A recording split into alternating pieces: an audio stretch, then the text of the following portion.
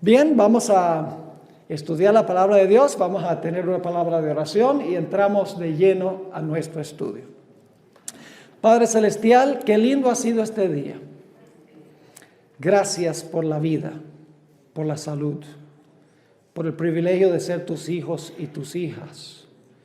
Gracias, Padre, por todas las bendiciones que tú derramas abundantemente sobre nosotros. Tribulaciones que nos ayudan a aprender a depender de ti, que nos ayudan a crecer en nuestra fe, para prepararnos para las grandes pruebas que vienen. Esta noche vamos a hablar de el tiempo cuando tendremos que afrontar esas pruebas y pedimos que nos bendigas al estudiar este tema. Te rogamos que tu Espíritu Santo nos acompañe por medio del ministerio de tus santos ángeles. Danos entendimiento, corazones receptivos y la fuerza para implementar y practicar lo que estudiemos. Te damos gracias por escuchar esta oración, pues te lo imploramos en el precioso nombre de Cristo nuestro Salvador. Amén.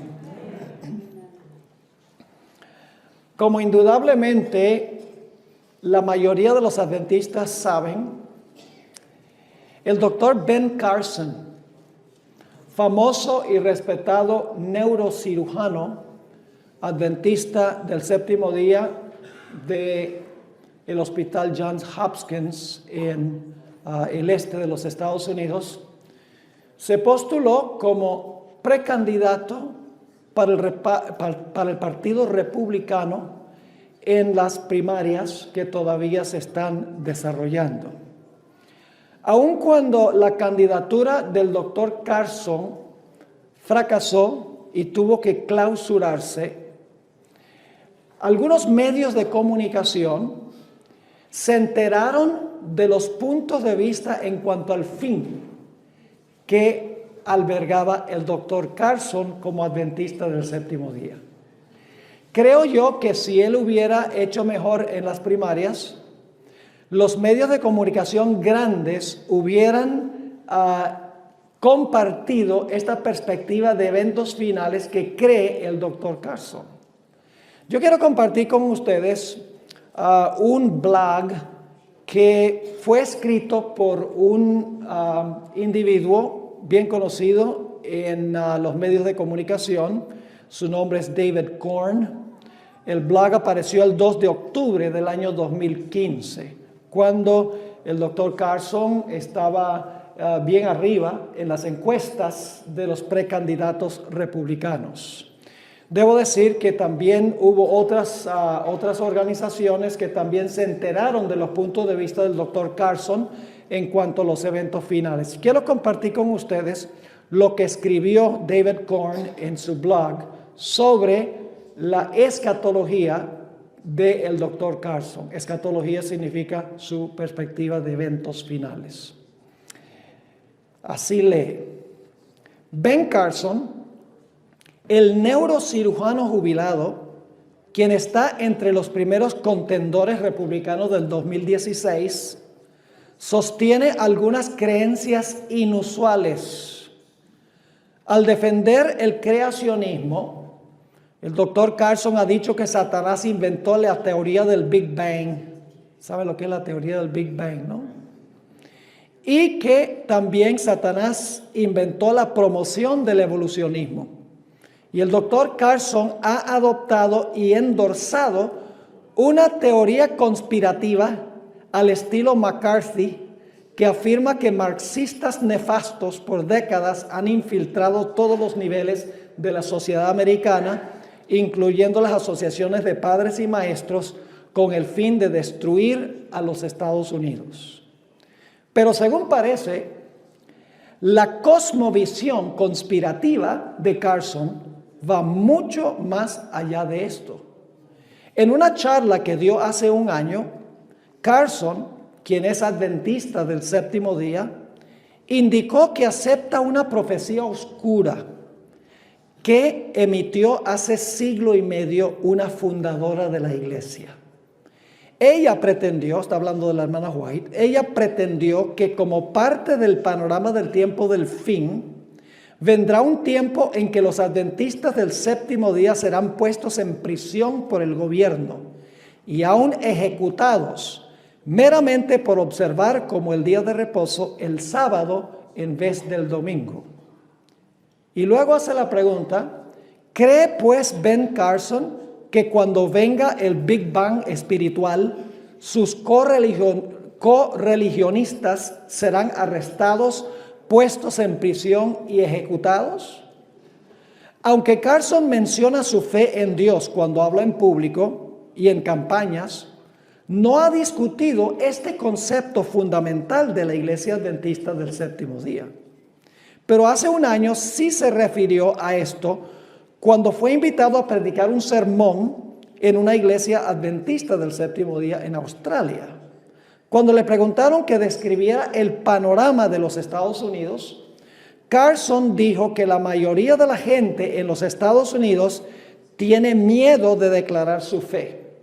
Y luego continuó el doctor Carson diciendo, todavía el que está escribiendo: no sé cuál es el plan de Dios para mí en todo esto, pero sí sé al mirar las profecías que los Estados Unidos jugará un papel muy grande, que habrá primero un gran despertar religioso y lo más probable es que se levantará la persecución, particularmente por causa del sábado, y esa persecución vendrá de parte de la derecha y no de parte de la izquierda. Está hablando de la derecha y la izquierda política. Así que los medios de comunicación descubrieron los puntos de vista de eventos finales que tenía el doctor Carson. Y claro, David Korn está criticando, llamando al doctor Carson conspiracionista. Ahora, ¿qué hubiera sucedido si Carson hubiera tenido más éxito en las primarias?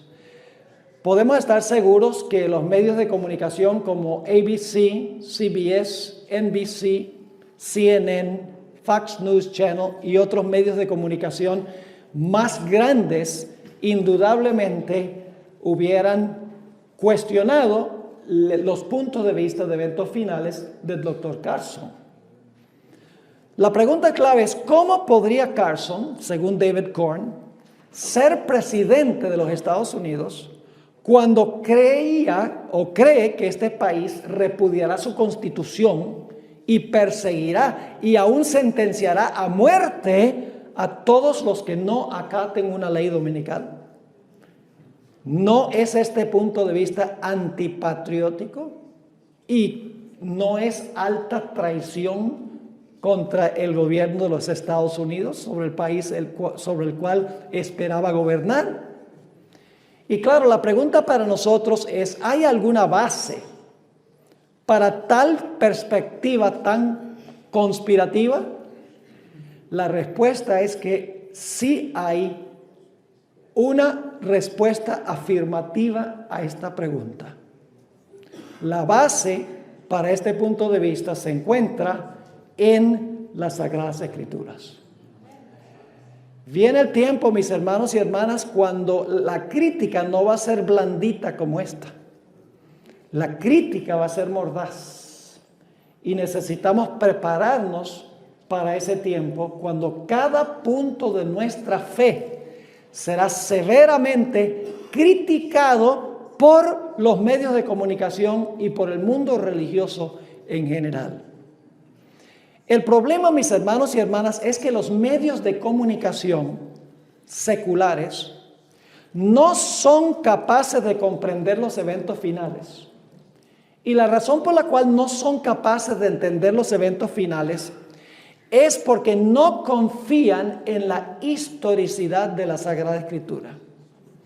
Por ejemplo, yo he escuchado a muchos que están en los medios de comunicación que dicen que esa idea de que hubo un diluvio universal, eso es ridículo. Y se refieren a una tradición babilonia que se llama la epopeya de Gilgamesh, para decir, eso era un mito y la historia de un diluvio era un mito también. Ahora, si no creen que hubo un diluvio universal, van a creer que será igual en la segunda venida de Jesús. Si no creen en la historia de Génesis van a creer el panorama que encontramos en el libro de Apocalipsis.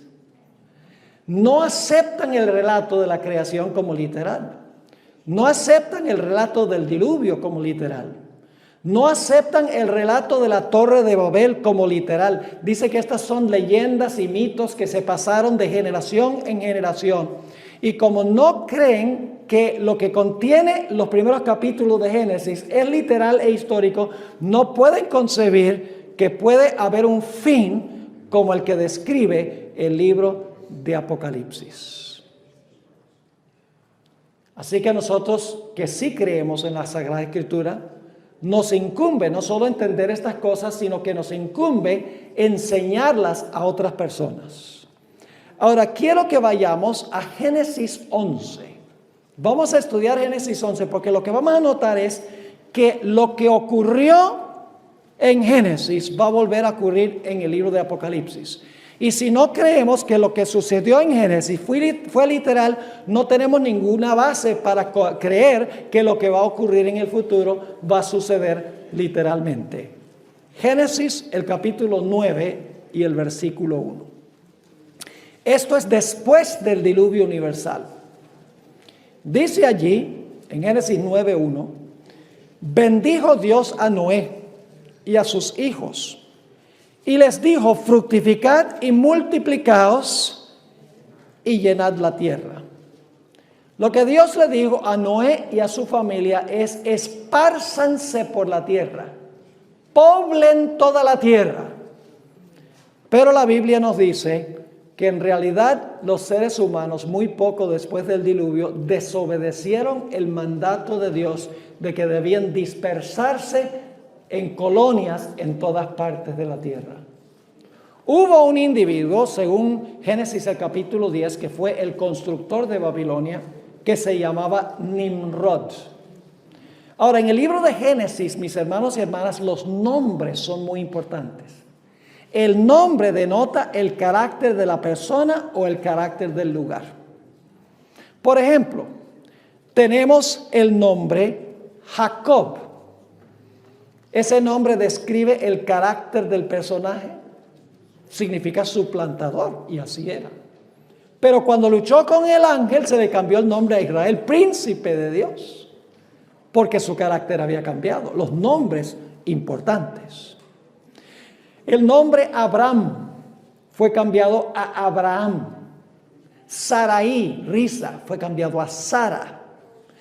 El nombre de un lugar, Yahweh Jireh. ¿Recuerdan? En Génesis el capítulo 22, Jehová proveerá, cuando Abraham estuvo dispuesto de ofrecer a su propio hijo. Cuando Jacob luchó con el ángel, el nombre del lugar se llamaba Peniel, que significa el rostro de Dios. Dice, porque he visto a Dios cara a cara y he sobrevivido. Es decir, en Génesis, cuando hay un nombre, no es solo un distintivo, sino que es importante en describir el carácter de la persona o el carácter del lugar. Y podríamos mencionar también la palabra Babilonia, de lo que vamos a hablar. ¿Qué significa Babilonia?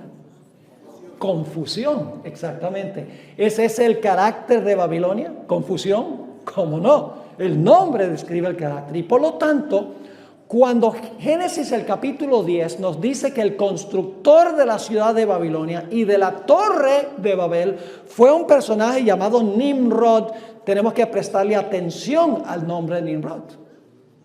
El nombre Nimrod significa rebelión. ¿Le cuadra bien el nombre al constructor de la ciudad de Babilonia y su torre? ¿Le cuadra bien el nombre? Rebelión. ¿Cómo no? Es decir, que Nimrod dijo, no vamos a esparcirnos por todo el mundo en colonias, en diferentes lugares. Vamos a consolidarnos y a unirnos en un solo lugar. Contrario al mandato de Dios. Vamos a Génesis, el capítulo 11. Génesis, el capítulo 11. Y vamos a leer los versículos 1 y 2 en cuanto a este mundo que existía en los días de Nimrod. Dice allí, tenía entonces toda la tierra una sola lengua y unas mismas palabras. No había diferentes idiomas. Todos estaban en la misma página. En inglés decimos, we're all on the same page. Todos estaban en la misma página. No significa esto que solamente hablaban un idioma, sino que significa que estaban todos con un mismo modo de pensar. Y sigue diciendo, tenía entonces toda la tierra una sola lengua y unas mismas palabras, y aconteció que cuando salieron de oriente hallaron una llanura en la tierra de Sinar y se establecieron allí. Y empezó a crecer la colonia, esto es como 100 años después del diluvio, y está creciendo esta colonia y la gente se está centralizando allí, no quiere dispersarse como Dios había mandado.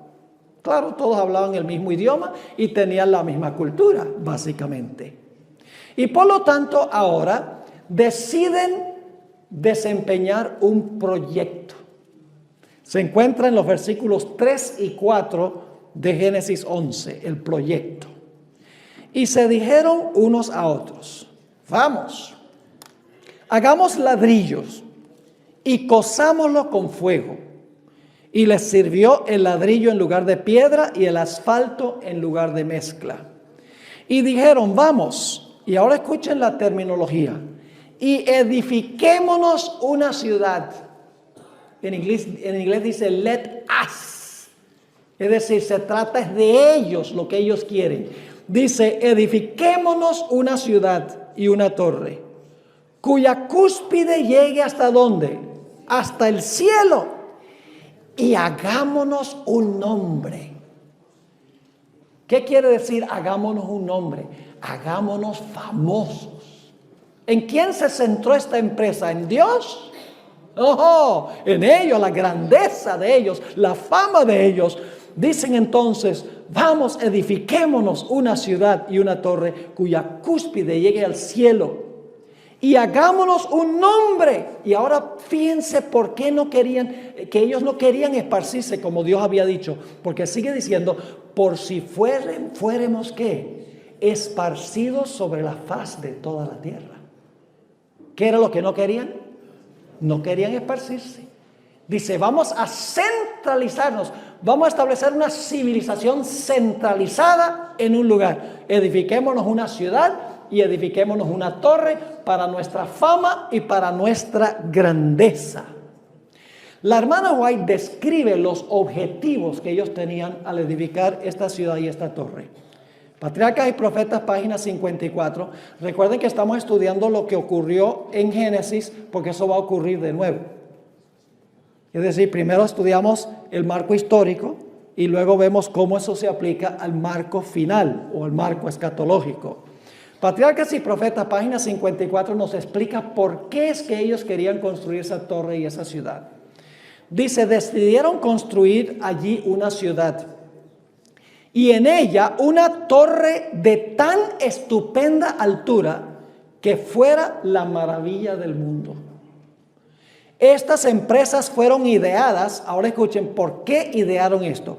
Estas empresas fueron ideadas para impedir que la gente se esparciera en colonias. No queremos centralizar y mantener a todo el mundo unido. Sigue diciendo la sierva de Dios, Dios había mandado a los hombres que se diseminaran por toda la tierra, que la poblaran y que se enseñoreasen de ella. Pero estos constructores de la Torre de Babel decidieron mantener su comunidad unida en un solo cuerpo. ¿Por qué no querían dispersarse? Porque querían estar unidos en un solo cuerpo. ¿Con qué propósito? ¿Quién fue el constructor? Nimrod. ¿Qué significa su nombre? Rebelión. Esta era una empresa rebelde. Directa rebelión contra Dios. Dios dice, dispérsense. Ellos dicen, no, vamos a unirnos nosotros. Sigue diciendo aquí la sierva del Señor. Escuchen lo que querían. Vuelvo a donde empecé en la última frase. Dios había mandado a los hombres que se diseminaran por toda la tierra, que la poblaran y se enseñoreasen de ella. Pero estos constructores de la Torre de Babel decidieron mantener su comunidad unida en un solo cuerpo y fundar una monarquía que a su tiempo abarcara toda la tierra. Podríamos decir un nuevo orden mundial, centralizado, con un gobierno central, ¿cómo no? Sigue diciendo, así su ciudad se convertiría en la metrópoli de un imperio universal. Su gloria demandaría la admiración y el homenaje del mundo y haría célebres a sus fundadores. La magnífica torre que debía alcanzar hasta los cielos estaba destinada a ser algo así como un monumento del poder y la sabiduría de sus constructores para perpetuar su fama hasta las últimas generaciones. ¿Se centraba este proyecto en Dios? En ningún sentido de la palabra. Era un proyecto rebelde contra Dios. Centralizarse, formar una monarquía que gobernara a todo el mundo desde un lugar centralizado. El espíritu de los constructores de la ciudad que se llamó Babel era el mismo espíritu que tuvo Nabucodonosor mucho tiempo después cuando edificó el nuevo imperio babilónico. Noten lo que dice Daniel 4. Guarden su lugar ahí en Génesis 11 porque vamos a volver. Pero en Daniel capítulo 4 y el versículo 29 y el versículo 30 nos habla de otro constructor. Esto fue Nabucodonosor. Y quiero que capten que es el mismo espíritu que tenían los constructores de la Torre de Babel. Lo único es que los constructores de la Torre de Babel construyeron la Babilonia original y Nabucodonosor restauró a Babilonia cuando la construyó. En Daniel 4, 29 y 30 encontramos que Nabucodonosor sale al balcón del palacio y ve esta maravillosa ciudad que él ha construido. Y fíjense lo que dice. Al cabo de 12 meses, paseando en el palacio de Babilonia, habló el rey y dijo, ¿no es esta la gran Babilonia que yo edifiqué para casa real con la fuerza de mi poder y para la gloria de mi majestad? ¿Captan el espíritu rebelde de Nabucodonosor? Todo era yo. Era una empresa egoísta para traer honra y gloria a sí mismo, como los constructores de la Torre de Babel. Es decir, hermanos y hermanas, lo que querían hacer era establecer un nuevo orden mundial en las riberas del río Éufrates, en la región a donde se encuentra hoy Babilonia.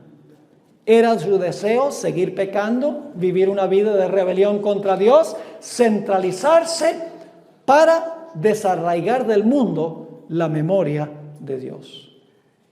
Ahora, ¿por qué querían edificar la torre hasta el cielo? ¿Cuál era el propósito de ellos en edificar una torre que alcanzara hasta el cielo? Y créanme, hermanos y hermanas, la hermana White nos dice que cuando Dios derribó la torre, había alcanzado ya las nubes. Esto no era una torrecita así nada más de unos 10 pisos.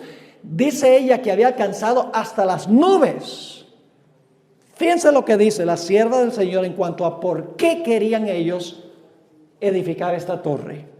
En Patriarcas y Profetas, una vez más, la página 54, dice, los moradores de la llanura de Sinar no creyeron en el pacto de Dios que prometía que no traería otro diluvio sobre la tierra. ¿Desconfiaron en qué? En la palabra de Dios. Desconfiaron en la promesa. Dios había dicho, no va a haber más diluvio, pero ellos no creyeron. Sigue diciendo la sierva de Dios, muchos de ellos negaban la existencia de Dios. Yo pregunto, hoy en día, los que quieren este nuevo orden mundial que están formando, muchos de ellos creen que Dios no existe.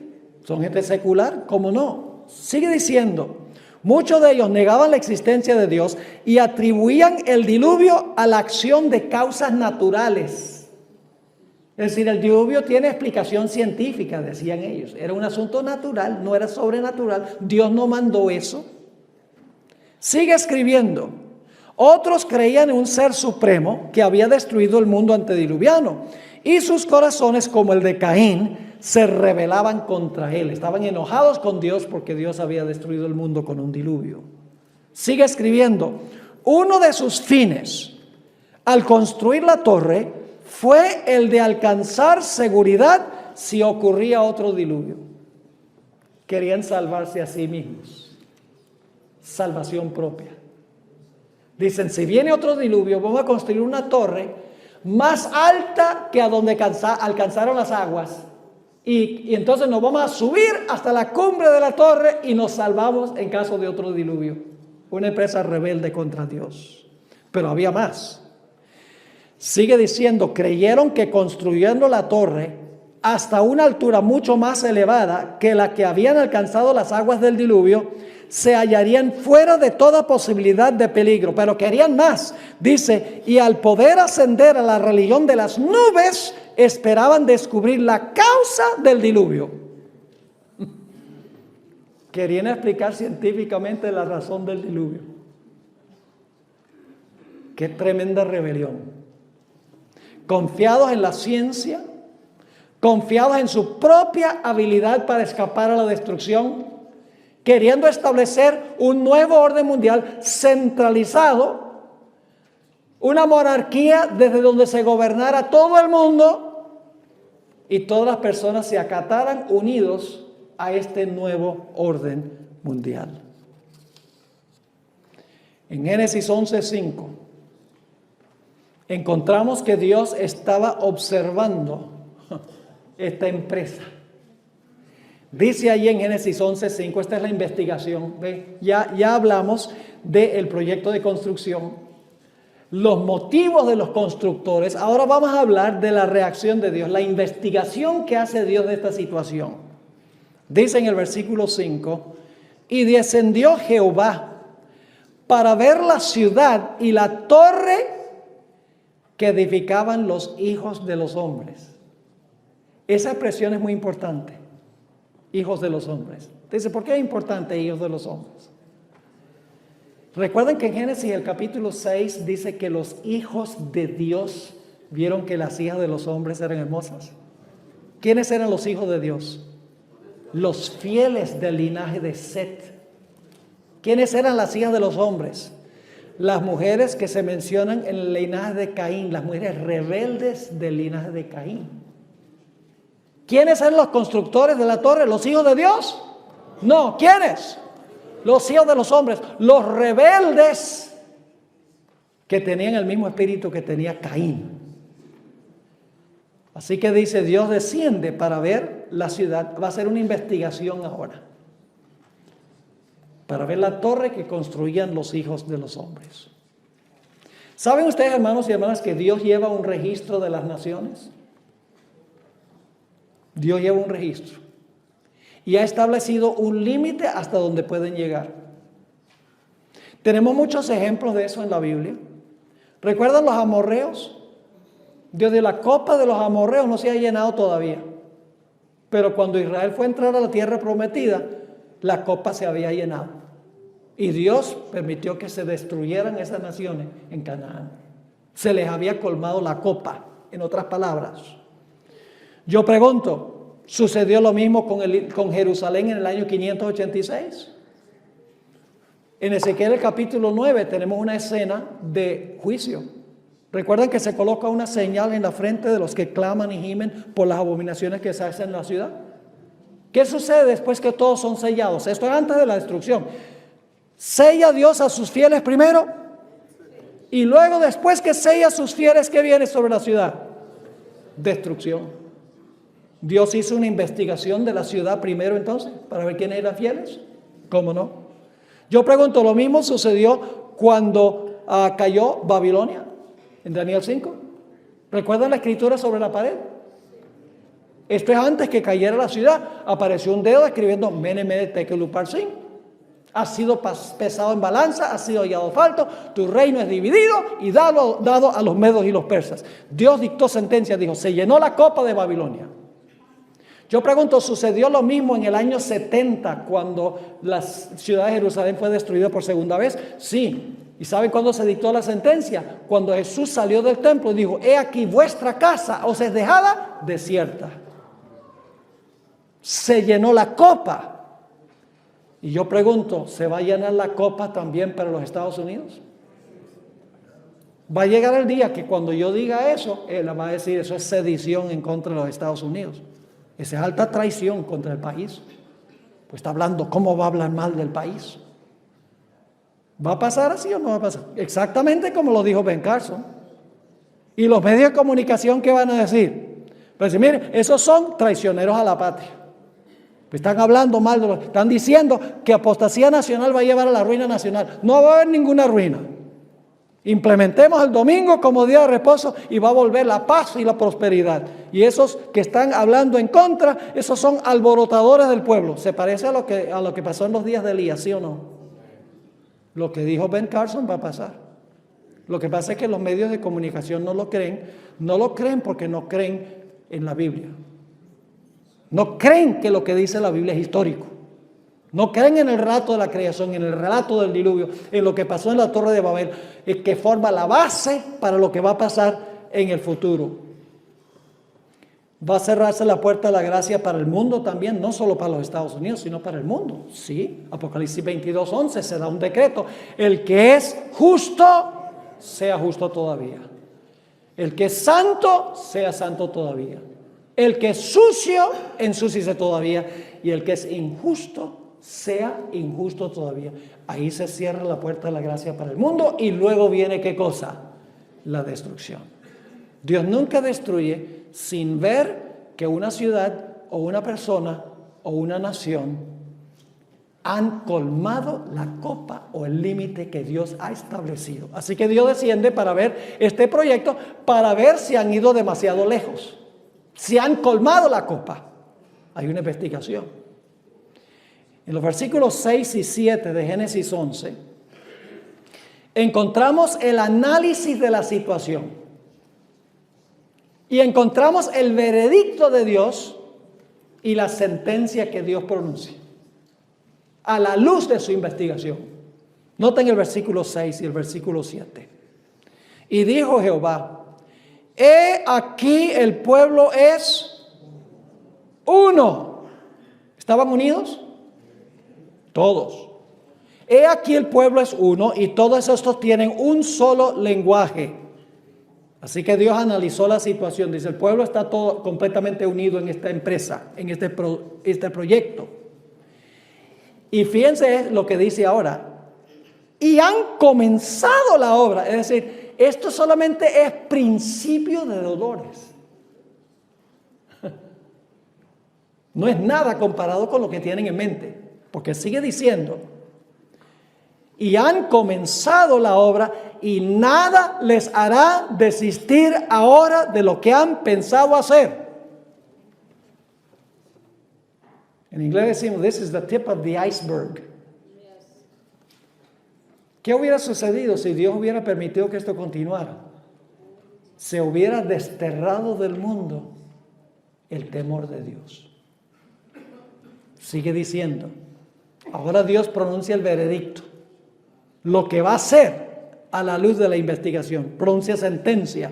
Dice en el versículo 7, ahora pues descendamos y confundamos allí su lengua, para que ninguno entienda el habla de su compañero. Así que Dios pronuncia sentencia, y la sentencia va a ser que toda esta gente empiece a hablar diferentes idiomas. Ellos no se quieren dispersar, pues yo los voy a obligar que se dispersen. Y luego en el versículo 8 y 9 está la ejecución de la sentencia. Dice, así los esparció Jehová desde allí, sobre la faz de toda la tierra. ¿Qué hizo Jehová? Jehová dijo, mire, si ustedes no se dispersan, yo los disperso.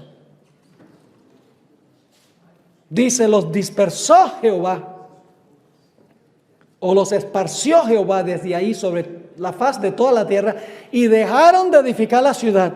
Y ahora viene el nombre. Por primera vez en la Biblia aparece este nombre, y va a reaparecer en Apocalipsis. Ténganlo en mente. El nombre de esta empresa rebelde va a aparecer de nuevo. Ahora, si usted no cree que la historia en Génesis es histórica, ¿te va a creer que eso va a pasar de nuevo como dice Apocalipsis? No. Así que dice en el versículo 9, por esto fue llamado el nombre de ella, ¿qué cosa? Babel. ¿Qué significa Babel? Confusión. Porque allí confundió Jehová el lenguaje de toda la tierra y desde allí los esparció sobre la faz de toda la tierra. Ahora yo pregunto, ¿la dispersión de la gente en la Torre de Babel fue buena idea o fue mala idea? Fue buena idea. Déjenme explicarles por qué. Fue una gran bendición.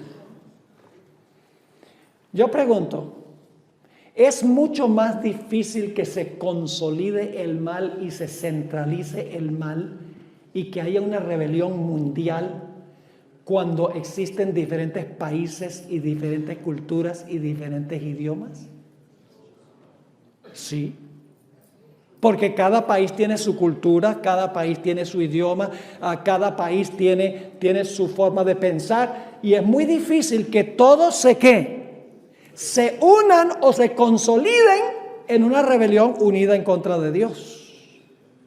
Es decir, es mucho más difícil para el mundo unirse en rebelión en contra de Dios cuando existen diferentes naciones en diferentes partes de la tierra.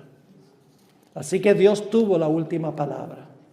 Dios envió, dice la hermana White, 2 ángeles, tumbaron con un relámpago la cima de la torre y dejaron de construir la ciudad. Dios tuvo la última palabra, dividió y destruyó la empresa que ellos tenían en mente. Y ahora se establecieron todas las naciones del mundo con todos sus idiomas, cada uno con su propia forma de pensar, cada uno con su cultura, muy difícil de unirlos todos en una rebelión consolidada contra Dios. ¿Están entendiendo lo que estoy diciendo? Ahora hablemos un poco de lo que nos enseña de Génesis 11 para nuestro tiempo. Génesis 11, como les mencioné, es la primera vez que aparece la palabra Babilonia en la Sagrada Escritura. Esto es significativo porque el nombre Babilonia reaparece en el libro de Apocalipsis. Es decir, el nombre aparece al principio de la Biblia y el nombre aparece también al final de la Biblia. Yo pregunto, ¿será posible que al final de la historia también quieran establecer un sistema de un nuevo orden mundial centralizado en un lugar a donde todas las naciones se unen en rebelión contra Dios? Y que Dios va a tener la última palabra y va a confundir esta empresa y finalmente va a destruir a Babilonia. La respuesta es que sí. Lo que pasó en Génesis a nivel local, el libro de Apocalipsis nos explica que va a suceder a nivel global al final de la historia. Quiero mencionarles un libro que fue escrito hace algunos años por un sacerdote jesuita con el nombre de Malaquías Martín. Escribió un libro que lleva como título Las llaves de esta sangre. En la página 14 y 15 de este libro, este escritor que murió hace unos años en circunstancias un poco misteriosas, no tengo tiempo para explicarles por qué creo yo no creo que él haya muerto de muerte natural. Yo creo que la misma sociedad de los jesuitas acabó con él por ciertas circunstancias. No tengo pruebas de eso, pero por lo que él decía y por lo que escribía, se ganó la enemistad de los jesuitas, porque él era muy conservador y los jesuitas se han vuelto muy liberales y no le gustaba lo que él estaba escribiendo, lo que estaba diciendo. Si ustedes quieren leer un libro interesante, lean el libro de Malaquías Martín que se titula Los jesuitas. Es un libro un poco de hace muchos años, pero muy significativo en cuanto a lo que está pasando ahora en el pontificado de Francisco I. Pero en este libro, Las llaves de esta sangre, Malaquías Martín describe la lucha por el control del mundo entre 3 competidores. El primer competidor en esa época era Mikhail Gorbachev, quien era el gobernante en la Unión, lo que fue la Unión Soviética. El comunismo, en otras palabras, era uno de los sistemas que estaba luchando por el dominio del mundo. El otro competidor era el capitalismo occidental, manifestado en aquella época primordialmente por los Estados Unidos y el presidente Reagan. Y el tercer competidor era Juan Pablo II, el Papa romano. Y en el libro, el propósito de este libro es para Malaquías Martín mostrar que de los tres competidores solo uno podía ganar. Y garantizó que el que iba a ganar era el papado. Fíjense lo que escribió este hombre. Hay una gran similitud que comparten estos tres competidores globales. Cada uno tiene en mente un gran diseño particular para unir y gobernar el mundo. Fíjense, ¿cuál es el gran diseño? Unir y ¿qué? Gobernar el mundo. ¿Desde dónde? Desde un lugar central. Sigue diciendo, su competencia geopolítica tiene que ver con cuál de los tres formará, dominará y manejará el sistema mundial que reemplazará, escuchen bien, importante esto, quién formará, dominará y manejará el sistema mundial que reemplazará el sistema decadente de naciones. Lo que él quiere es deshacerse de la idea de naciones independientes y quiere que unir todo en un nuevo orden mundial, en un sistema unificado en rebelión en contra de Dios. Y claro, él dice solo uno puede ganar. Y él dice el que va a ganar es el obispo de Roma, el papado. Y en el libro él dice, la razón es muy clara. Jesús le dijo a Pedro que él era la roca y sobre él iba a construir la iglesia y las puertas del infierno no iban a prevalecer en contra de la iglesia. Dios garantizó que la iglesia es la que iba a ganar. Eso es lo que escribe en su libro, la iglesia católica es la que iba a ganar, según él. Y luego escribió en las páginas 11 y 12 palabras bien espeluznantes sobre lo que él veía que va a suceder. Dice, una vez que la competencia se haya decidido, es decir, una vez que uno de los tres haya ganado, el mundo y todo lo que está en él, nuestra forma de vida como individuos y como ciudadanos de las naciones, nuestras familias y nuestros trabajos, nuestro comercio y dinero, nuestros sistemas educativos y nuestras religiones y nuestras culturas, hasta los símbolos de nuestra identidad nacional que la mayoría de nosotros siempre hemos tomado por sentado, todo habrá sido poderosa y radicalmente alterado para siempre. Todo se va a alterar, dice él. Y luego declara lo siguiente, nadie quedará exento de sus efectos. Ningún sector de nuestras vidas permanecerá intacto. Nadie que esté familiarizado con los planes de estos tres rivales tiene ninguna duda de que solamente puede ganar uno de ellos. Y luego dice, el que va a ganar es el obispo de Roma. Mis hermanos y hermanas, el libro de Apocalipsis nos dice que al final de la historia va a suceder lo que dice Malaquías Martín. No es que él sea profeta, sino por la larga trayectoria de historia de la Iglesia Católica, él sabe que la Iglesia Católica, que el papado, tiene tanto poder con todas las naciones que finalmente va a poder unificar a todo el mundo a pesar de las muchas naciones, a pesar de las muchas culturas y a pesar de las diferencias entre una nación y otra en términos de lenguaje. Vamos a mirar lo que dice el libro de Apocalipsis. El capítulo 17 y el versículo 1 al 6. Para que ustedes se den cuenta que va a haber esta coalición mundial. El libro de Apocalipsis lo dice, igualito que pasó en la Torre de Babel, solo que allá era en un lugar geográfico limitado. Al final de la historia va a ser a nivel global, a nivel del mundo. Y algunos dicen, pero pastor, ¿cómo es que se va a unir la India? ¿Cómo se van a unir los países musulmanes? ¿Cómo se van a unir todos los cristianos? Todo el mundo. Eso es una imposibilidad. Mis hermanos y hermanas, no es una imposibilidad. La profecía dice que va a pasar. Noten Apocalipsis 17, el versículo 1 al 6. Vino entonces uno de los 7 ángeles que tenía las 7 copas y habló conmigo diciéndome: ven acá, te mostraré la sentencia. ¿Contra quién? Contra la gran ramera. ¿Qué representa una ramera? Una iglesia. ¿Qué clase de iglesia? Una iglesia apóstata que se ha prostituido. ¿Cuál iglesia es esta en el mundo actual? El papado. Pero no es el único, no es el único sistema que va a jugar un papel. La cual está sentada sobre ¿qué? Muchas aguas. ¿Qué son muchas aguas? ¿Qué representan las muchas aguas? Apocalipsis 17:15 dice: las aguas sobre las cuales se sienta la ramera son muchedumbres, naciones, lenguas y pueblos. Yo pregunto, ¿la ramera va a gobernar sobre todas las naciones del mundo? ¿Qué significa el acto de sentarse? Gobernar. Se le llama la reina en Isaías 47. Babilonia es la reina de todos los reinos. Es decir, la gran ramera, este sistema religioso apóstata, va a tener control de toda nación, tribu, lengua y pueblo, según dice esto. Pero ahí no termina la cosa. Versículo 2.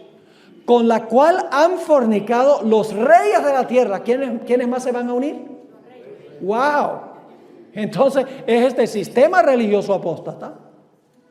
¿Se unen con quién? Las muchas aguas, las muchedumbres. ¿Y quiénes más?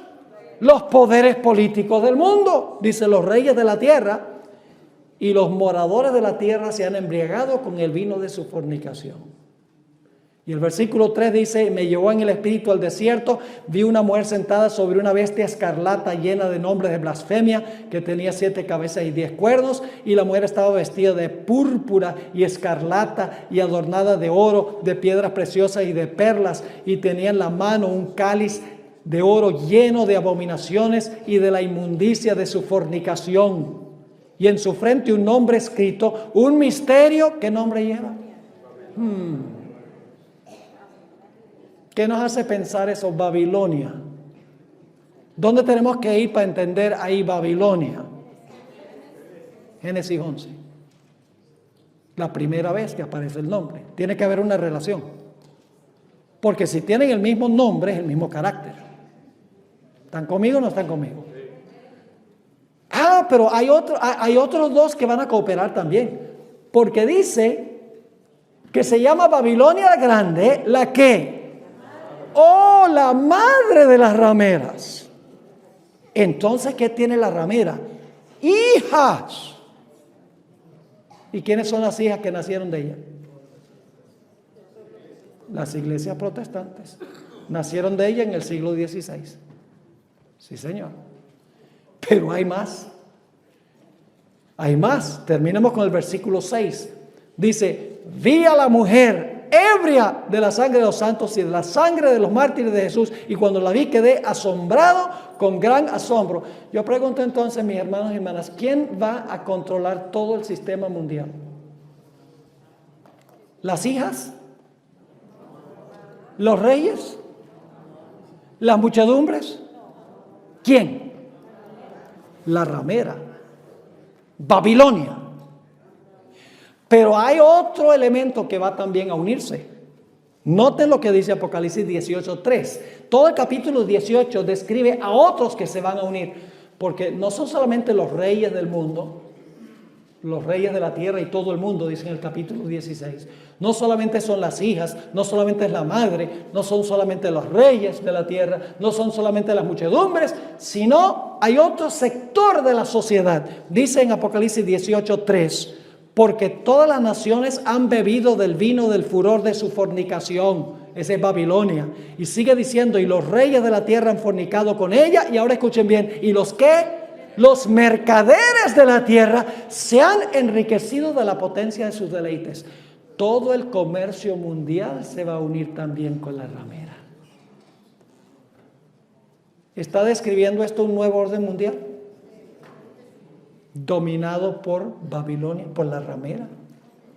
Lo mismo que sucedió allá en Génesis. Pero yo pregunto, ¿quién va a tener la última palabra? Dios va a tener la última palabra. Nota lo que dice Apocalipsis 16, 17 al 21. Este sistema va a caer como cayó Babilonia allá. Y va a ser rudo el momento de su caída. Dice en Apocalipsis 16, esta es la séptima plaga. Las plagas son para Babilonia, según Apocalipsis. Dice: el séptimo ángel derramó su copa por el aire y salió una gran voz del templo, del cielo, del trono, diciendo: hecho está. Entonces hubo relámpagos y voces y truenos y un gran temblor de tierra, un terremoto tan grande cual no lo hubo jamás desde que los hombres han estado sobre la tierra. Y la ciudad fue dividida en 3 partes. Las 3 partes son el dragón, la bestia y el falso profeta. Antes estaban ¿qué? Unidos, pero la séptima plaga van a ser ¿qué? Divididos, es decir, van a pelear uno con el otro. Sigue diciendo: y las ciudades de las naciones cayeron, y la gran Babilonia vino en memoria delante de Dios para darle el cáliz del vino del ardor de su ira. Y toda isla huyó, los montes no fueron hallados, y cayó del cielo sobre los hombres un enorme granizo como el del peso de un talento, y los hombres blasfemaron contra Dios por la plaga del granizo, porque su plaga fue sobremanera grande. ¿Qué va a pasar con Babilonia? Babilonia caerá, será destruida. Mis hermanos y hermanas, nosotros estamos viviendo en un mundo de globalización. Yo recuerdo cuando en 1960 John Kennedy se estaba postulando para presidente de los Estados Unidos. En las iglesias adventistas, y en ese tiempo nosotros vivíamos en Caracas, Venezuela, y recuerdo que yo tenía apenas en ese tiempo como 12 años, recuerdo muy bien que se decían en las iglesias: oh, si gana John Kennedy es un presidente católico y ya viene la ley dominical. Se decía eso, porque fue el primer presidente católico en la historia de los Estados Unidos. Pero en esa época no puede haberse cumplido la profecía, porque todo el mundo no estaba en la misma página. Había el bloque oriental y el bloque occidental. Comunismo y capitalismo estaban en una guerra mortal. Y además de eso, no habían los diferentes medios para unir al globo, para unir el mundo. Permítanme compartir con ustedes algunas de las cosas que están pasando, que han unido el mundo y han establecido en realidad un mundo que se puede unir de la noche a la mañana. En primer lugar, vivimos en un mundo a donde el transporte permite que uno se movilice de un lugar a otro en cuestión de muy poco tiempo. Por ejemplo, yo pertenezco al plan de viajero frecuente de American Airlines. ¿Saben cuál es el título que le dan a su sistema de viajero frecuente? One World. Un mundo. Es increíble. Mire, yo puedo estar en Sudáfrica. Es un viaje que dura en el aire 22 horas. Pues yo generalmente viajo de Sudáfrica a Londres y luego viajo de Londres a Fresno. Y yo puedo salir de allá, de Johannesburgo. Yo puedo salir bien tempranito en la mañana y puedo estar el mismo día en Fresno, en mi casa. El mundo está interconectado por el asunto del transporte. El mundo también es un mundo en términos de idioma. Y usted dice: no, pero se hablan muchos idiomas. Pero miren, hermanos y hermanas, hay software hoy donde usted puede en realidad traducir cualquier idioma al idioma que usted entiende. Es decir, el idioma ya no es una barrera en ninguna parte del mundo, porque hay personas también que hablan el idioma de donde uno es en los diferentes países. La economía es global. Si no lo creen, recientemente China estornudó y a los Estados Unidos le dio gripe. Antes decían que cuando los Estados Unidos estornuda, al mundo le da gripe. Pero ahora cuando China estornuda, a los Estados Unidos le da gripe. Porque toda la economía mundial está interconectada, mis hermanos y hermanas. Las transferencias económicas son increíbles. Hay una tecnología que conecta a todo el mundo. Imaginen ustedes estos drones, que son estos vehículos aéreos no tripulados, satélites, el internet y otras tecnologías que desconocemos, conectan el mundo de una forma increíble a través de la tecnología y la comunicación. Tenemos, por ejemplo, Skype. Yo me quedo maravillado. Yo puedo estar en Sudáfrica y me pongo en Skype y puedo hablar con mi esposa. Ya no hay barreras de distancia en el mundo. Email, WhatsApp, Facebook, Twitter, teléfonos celulares. El mundo está interconectado en el asunto de la comunicación y de la tecnología. Y hay un solo mercado mundial prácticamente. Por medio de estos tratados de libre comercio como NAFTA, CAFTA, el convenio del Transpacífico, ¿saben ustedes que están formando 10 zonas mundiales de comercio para interconectarlas todas y establecer un mercado de comercio mundial? Y hay un deseo también de unir todas las religiones. No como organizaciones, pero que todos se lleven perfectamente bien. Es más, el que fue primer ministro de Israel hace algunos años, Shimon Peres, sugirió que se estableciera una Naciones Unidas de la religión y que el Papa fuera el que presidiera las Naciones Unidas de la religión. Un judío sugirió eso.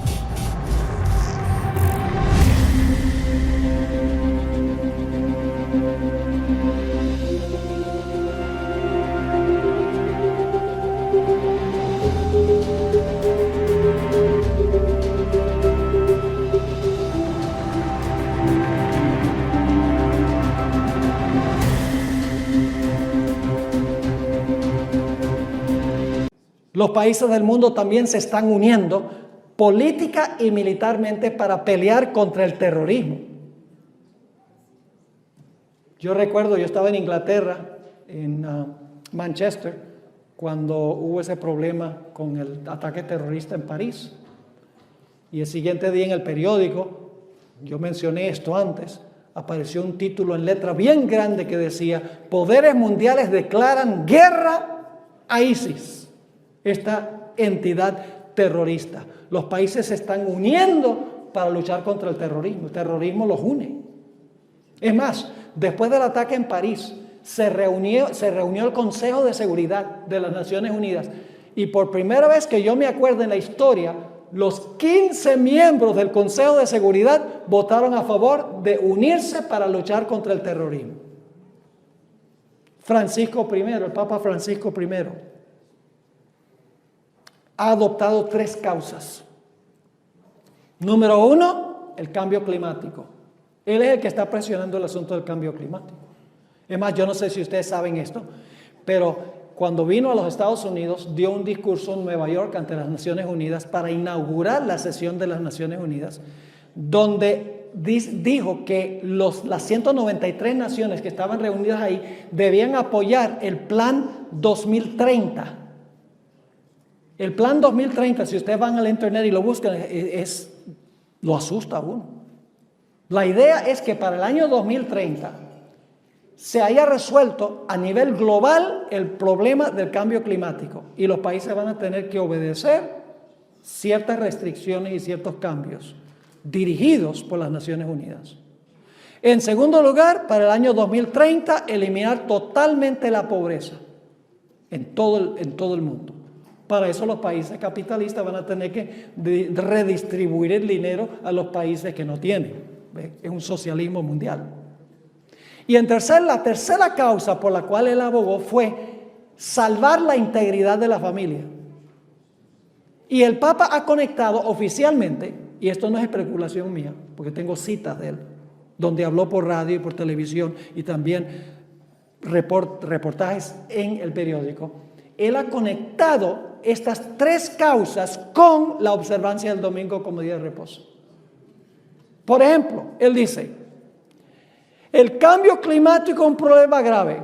Se están derritiendo las zonas polares. Pronto las costas se van a inundar. No vamos a poder sobrevivir más de 100 años en esta civilización con el cambio climático, dice él. Y dice, una de las cosas que tenemos que hacer es darle un descanso un día a la semana al planeta. ¿A que no adivinan cuál día es ese? El domingo. Lo ha dicho abiertamente. Esto no lo estoy diciendo yo que me parece. No, él lo ha dicho. Ustedes pueden leer esto en un artículo que escribí para el newsletter de Secrets Unsealed, el último que escribí. Pueden ir a nuestra página web. Está en inglés, pero pueden ir a la página web y pueden leerlo ahí. Está toda la documentación. Dice en cuanto a la familia, dice, ay no, la familia nunca se puede reunir ni para el culto ni para nada porque están trabajando todo el tiempo. La familia necesita un día a la semana cuando ellos puedan no tener que trabajar y pueden ir como familia a la iglesia y renovar sus baterías espirituales. A que no adivinen cuál día es ese, el domingo. Y luego dice, mire, los pobres de la tierra, ay, sus señores capitalistas los tienen tan esclavos al trabajo. Los hacen trabajar 7 días a la semana, los pobres no tienen descanso. Los señores capitalistas deben darle a sus empleados un día libre a la semana. A que no adivinan cuál día es, el domingo.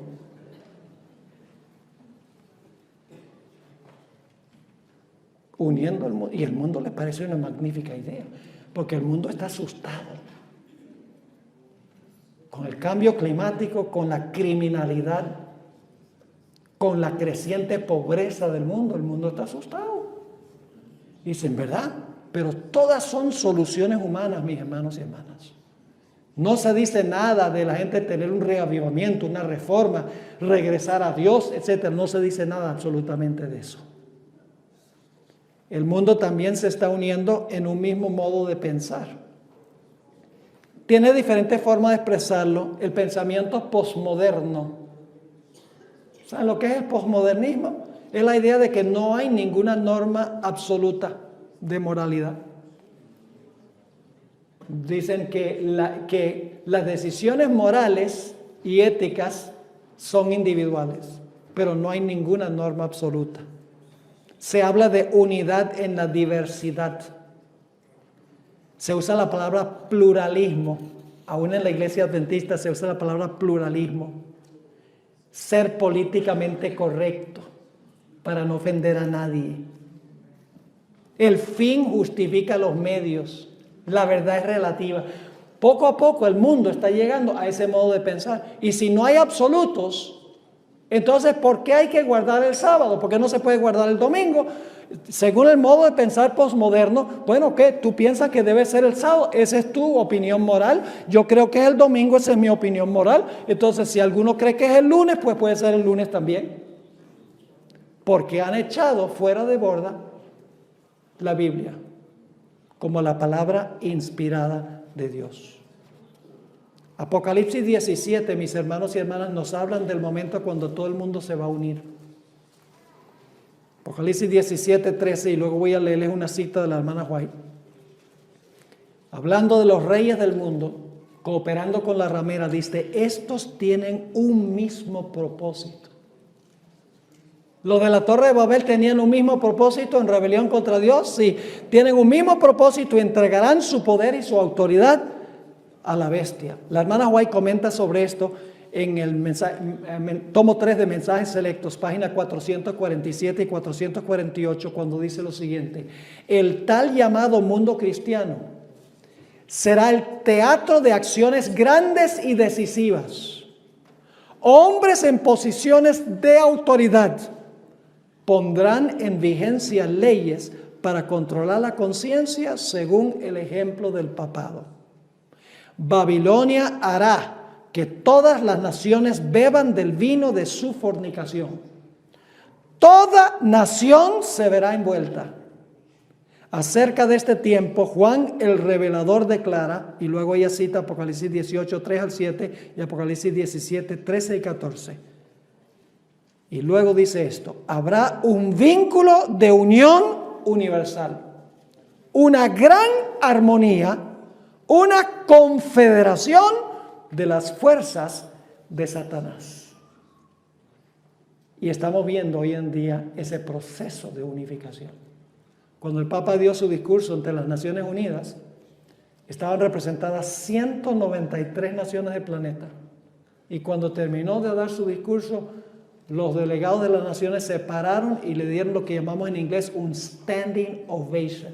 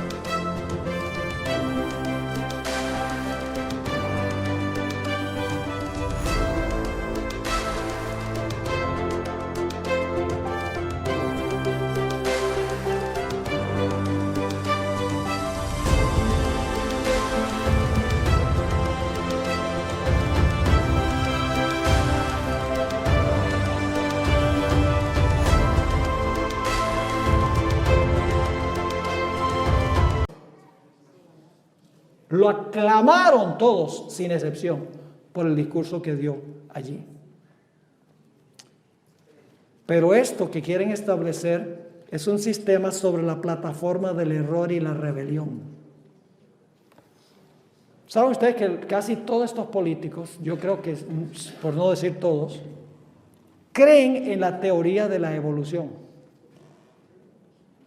Y ninguno cree que la Biblia fue inspirada por Dios y que podamos tomar seriamente el relato que encontramos en el libro de Génesis.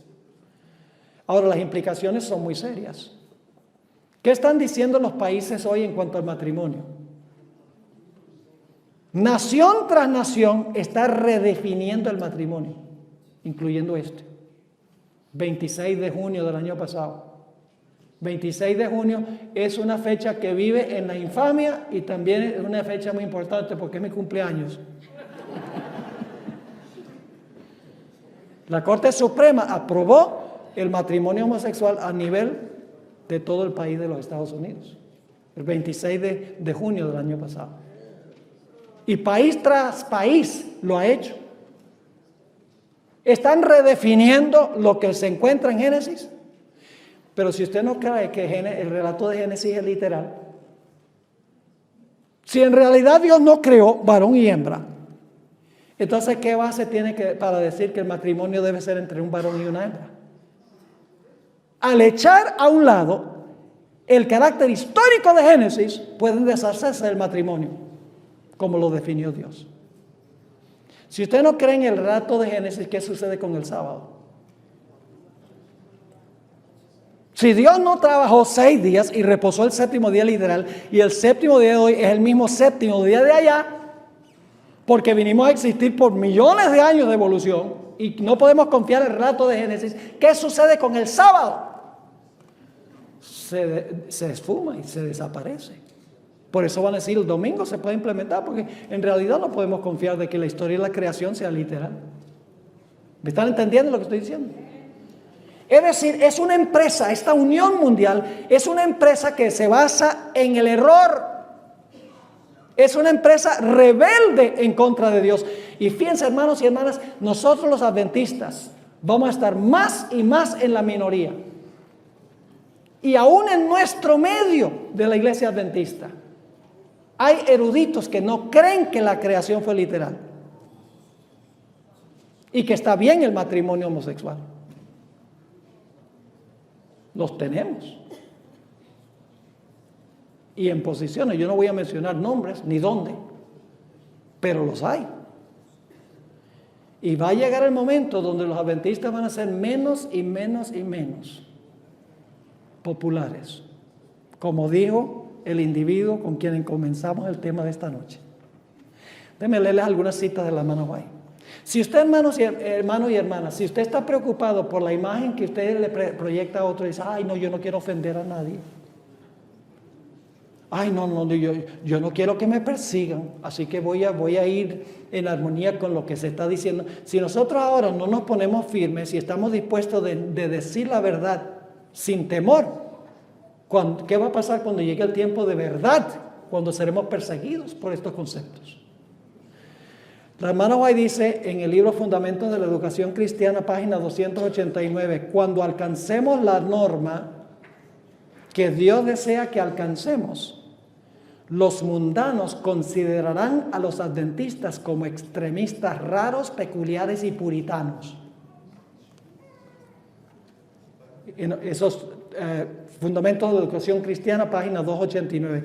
En el tomo 5 de los Testimonios, página 546, dice ella, nuestro pueblo ha sido considerado demasiado insignificante para ser digno de notar, pero ocurrirá un cambio. Es decir, la iglesia adventista es pequeña. Ustedes recuerdan que Donald Trump dijo adventista, ¿qué es eso?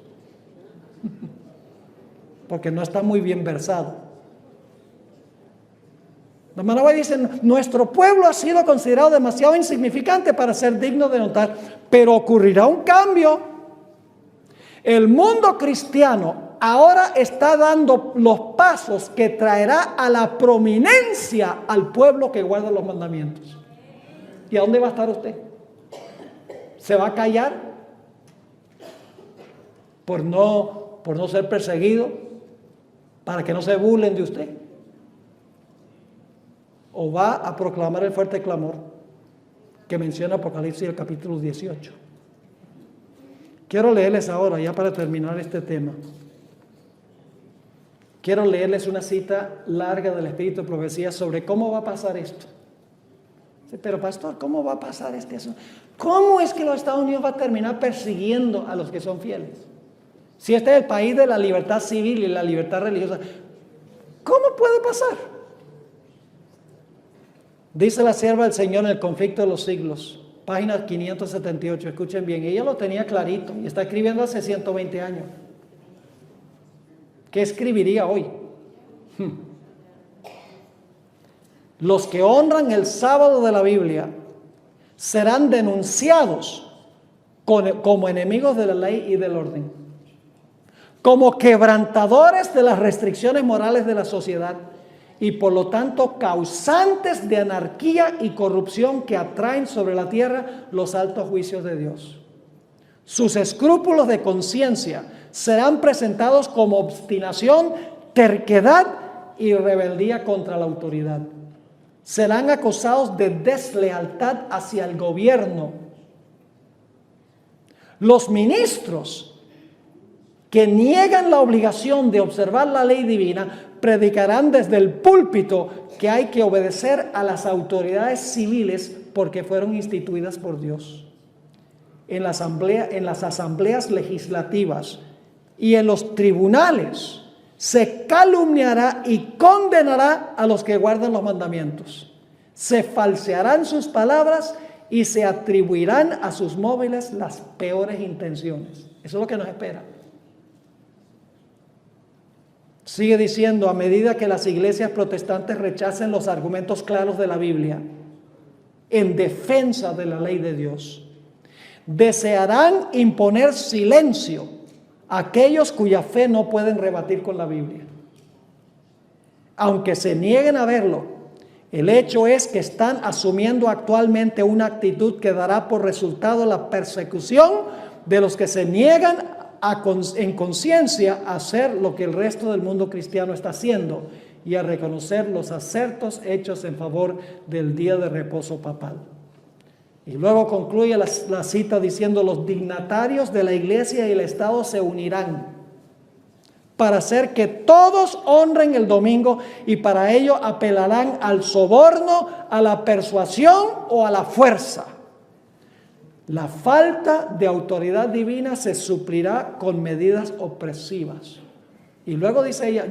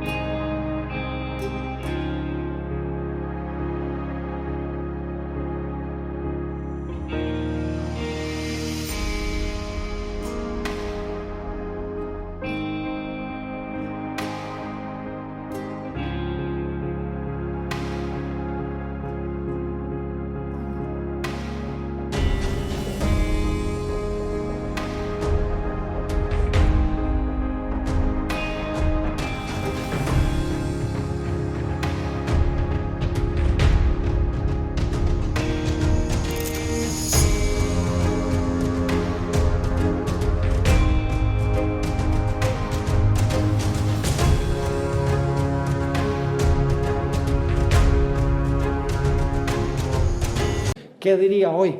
La corrupción política está destruyendo el amor a la justicia y el respeto a la verdad. Y hasta en los Estados Unidos de la libre América se verá a los representantes del pueblo y a los legisladores tratar de asegurarse el favor público, doblegándose a las exigencias populares por una ley que imponga la observancia del domingo. La libertad de conciencia, que tantos sacrificios ha costado, no será ya respetada. En el conflicto que está por estallar veremos realizarse las palabras del profeta: airóse el dragón contra la mujer y se fue a hacer guerra contra el residuo de su simiente, los que guardan los mandamientos de Dios y tienen el testimonio de Jesús. ¿Qué debemos estar haciendo nosotros, mis hermanos y hermanas, como iglesia? Ustedes saben, el diablo en el presente está fragmentando y dividiendo a la iglesia. ¿No es así? El asunto de la ordenación de la mujer ha causado una división en la iglesia. El asunto de la música y la adoración, división en la iglesia. El asunto del matrimonio, la definición, división en la iglesia. Divisiones doctrinales con respecto a la deidad, las personas de la deidad, en cuanto a cómo interpretar las profecías. Hay tanta división y tantas riñas en nuestra iglesia, cuando nosotros deberíamos estarnos uniendo, porque Satanás está uniendo los de él. Satanás dice: si yo divido el ejército de Dios y uno el mío, están liquidados. Por eso Jesús dijo en Juan 17 que nosotros debemos unirnos. Es el capítulo de la unidad. No unirnos en el error, sino unirnos ¿en qué? En la verdad. En Juan 17, 14 al 19, Jesús dijo: yo les he dado tu palabra. Fíjense la importancia de la palabra. Yo les he dado tu palabra y el mundo los aborreció. ¿Por qué el mundo aborrece al pueblo de Dios? Porque Él nos ha dado ¿qué? La palabra, porque edificamos sobre la palabra. Dice: yo les he dado tu palabra y el mundo los aborreció porque no son del mundo, como tampoco yo soy del mundo. No ruego que los quites del mundo, está orando a su Padre, sino que los guardes del mal. No son del mundo, como tampoco yo soy del mundo. Santifícalos en tu verdad. ¿Tú qué? Tu palabra es verdad. Como tú me enviaste al mundo, así yo los he enviado al mundo, y por ellos yo me santifico a mí mismo, para que también ellos sean santificados por la verdad. Debemos unirnos, mis hermanos y hermanas, en la plataforma de la verdad. Quiero terminar leyendo aquí una cita. Tenía algún otro material, pero tenemos un segundo tema. En esta última cita, la hermana White dice, esto se encuentra en Evento de los Últimos Días, la página 136. El pueblo de los Estados Unidos ha sido un pueblo favorecido. Por eso todo el mundo quiere venir para acá. Pero hoy en día muchos no quieren venir para acá con el fin de conseguir libertad religiosa y libertad civil. El propósito es para acumular dinero. The American Dream. Que en realidad el materialismo es the American Nightmare. Porque lo que hace es convertir a la gente en materialista. Este mundo no es nuestro hogar. Mientras más acumulamos, más va a tener el Señor que quemar. ¿Para qué necesitamos 4 y 5 casas y montones de dinero en el banco y 4 y 5 carros? Y carros que cuestan un mundo de plata. Un carrito chiquito nos lleva del punto A al punto B. Igual. Ahora debemos estar invirtiendo en la causa de Dios. Sigue diciendo, el pueblo de los Estados Unidos ha sido un pueblo favorecido, pero cuando restringan la libertad religiosa, renuncien al protestantismo y apoyen al papado, La medida de su culpa se habrá completado, y en los libros del cielo se registrará apostasía nacional. El resultado de esta apostasía será la ruina nacional.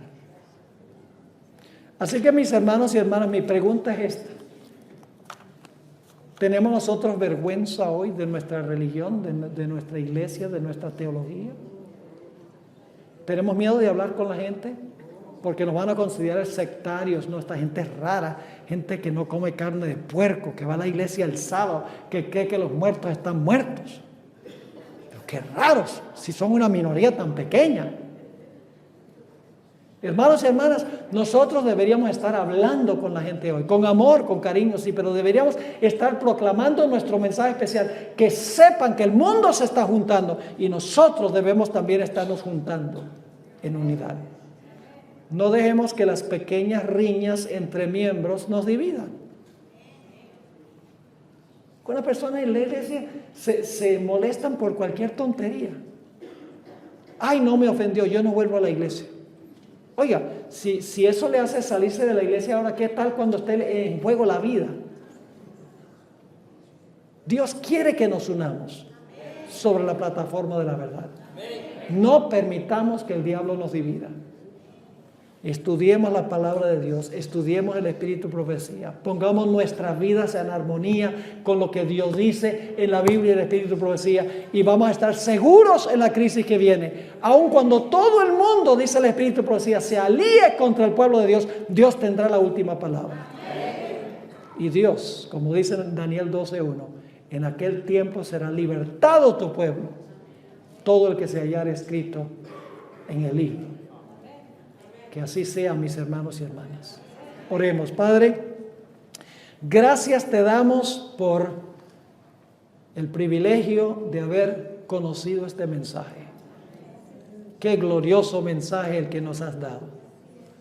Oh Padre, ayúdanos a amar este mensaje y amarlo tanto que podamos hablar con otras personas para que ellos también lo amen y puedan estar en el lado correcto en la gran crisis que nos espera. Creemos que Cristo viene pronto por todo lo que está pasando en el mundo. Queremos estar listos. Une a esta iglesia y todas las iglesias representadas acá. Gracias te damos, Padre, por habernos acompañado, por continuar con nosotros ahora en la segunda presentación. Bendice a todos aquellos que se hayan reunido aquí. Te pedimos estas cosas en el nombre y por los méritos de Cristo, nuestro Salvador. Amén.